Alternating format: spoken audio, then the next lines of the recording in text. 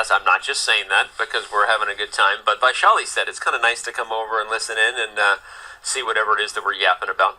But all right, I don't think these guys are ready to listen to us anymore. They're ready to play. Pragg is getting set to make his first move. Looks like we had English on the board there from our guest. Yeah, I was excited as an Englishman, but it looks like Pragg has taken back that move, and moment of truth any moment now. What approach do we think he'll go for? Will he take risks? Anna, you mentioned he might be ambitious. Will that be the English? Will that be more mainstream King's Pawn openings? Okay, hands have been shaken. I'm very curious, and I'm also very curious how much perhaps this opening choice would be potentially still a leftover preparation from the candidates that Hikaru referred to, all the players that competed just a month ago in Toronto and still have so much preparation, so much content in the bag that they didn't manage to use. What do you think, Danny? 1 second to maybe decide, and I think sometimes players do come to the board. Obviously, they come to the board with a ton of prep. You mentioned in some cases they come to the board with prep from a big event like the candidates. But I don't know if they always have their mind made up, and maybe Pragg was legitimately deciding what to play there. But he does ultimately kick the e-pawn forward. He chooses best by test, according to Bobby Fischer. You've got e4 and c5 on the board. A Sicilian is ahead. What are the chances it's not a Sveshnikov? That's the question, David. Maybe bishop b5 just to prevent the Sveshnikov. That tends to be Magnus's main weapon these days, ever since 2018 in the World Championship. Yeah, it tends to be an Indian speciality. Danny, you mentioned that Pragg waited. We saw during the candidates often Vidit would meditate for 2 minutes as soon as the clock has started. Yep. Pragg often waiting 30 seconds, 40 seconds before making his first move. Okay, open Sicilian, but not the Sveshnikov between Pragg and Carlsen. We'll wait to see which variation they go for there. I'm not giving up on a transposition just yet, but yeah. It's possible. Okay. It's possible. But all right, we do have an open Sicilian. I'm just spying the other boards. We have a Tarrasch over there, and between Nakamura and Firouzja, that's an interesting one. We could get aggressive craziness.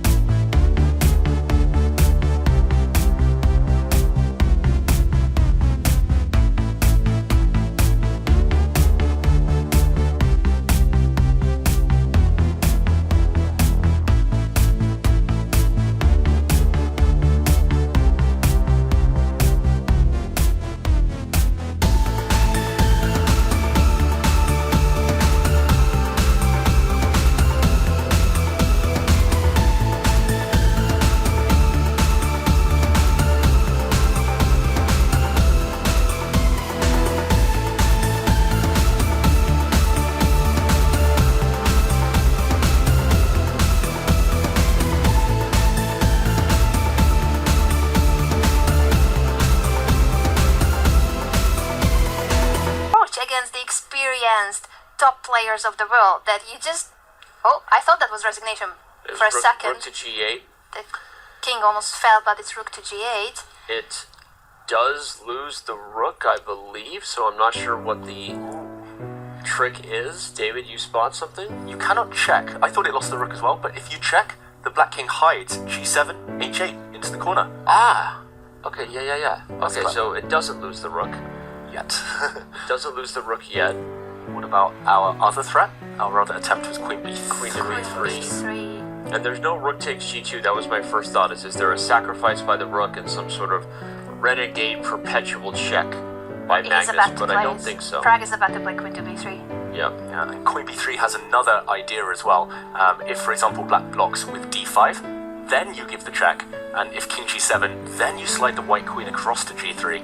Oh, nice. So there's actually... Very, very pretty that the g5 will be then crucial. Queen to g3, picking up the rook on g8. This is, I think, just the last attempt by Magnus Carlsen, whether Pragg will play the winning move, and he does. Queen to b3, threatening checkmate on f7, and there is no defense for the world number one. This is it. Game over. I think he might play one move more, perhaps, or not even. What do you think, David? d5 and then see what happens, then resign. d5, but now, as we mentioned, this check is decisive. The black king cannot snake its way into the corner. If the black king tries to enter the g file, there will be another check, a second check from a new angle. Game over. Magnus is trying to keep his poker face. Normally we see more head shakes from Magnus, but I think he respects how much Pragg, how accurate Pragg has been today. Yes, he definitely respects him a lot. And Wow. Takes Pragg h7. takes the pawn on h7 instead of the check that we were expecting. No, but this is great. Threatens checkmate in Oh, 2 it's perhaps even stronger. with queen to b8 check. There were multiple ways of winning. Multiple ways of winning.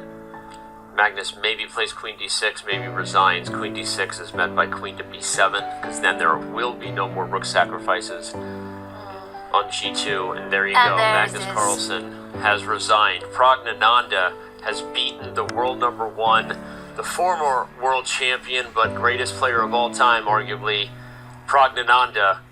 The future is bright, and currently the stars are shining here in Norway. The youngest player in the field gets it done, beats the tournament leader. They're discussing something about the variation, but either way, India is discussing whatever party they're going to throw now.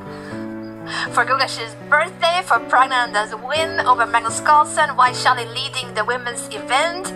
There's so many reasons that they need to celebrate. Absolutely wild.